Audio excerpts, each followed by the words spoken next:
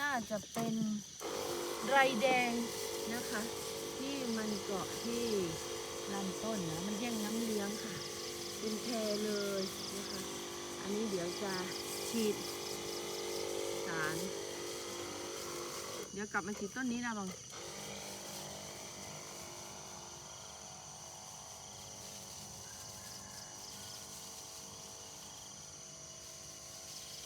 อันนี้เป็นยาเย็นไม่เป็นอันตรายกับมนุษย์ค่ะ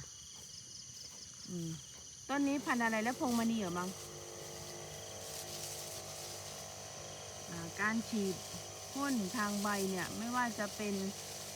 ฮอร์โมนหรืออะไรก็แล้วแต่ควรจะฉีดในช่วงเช้าตรู่แล้วก็ช่วงเย็นนะคะช่วงที่ใกล้ตะวันตกเย็นแล้วก็ก่อนฉีดนะเขาจะให้น้ำก่อนแต่อันนี้เมื่อวานตอนเย็นน่ะจะให้น้ำแล้วตอนก่อนค่ำอะค่ะเขาให้น้ำแล้วตอนนี้ก็เช้านี้ก็รีบมาแต่เช้าเลย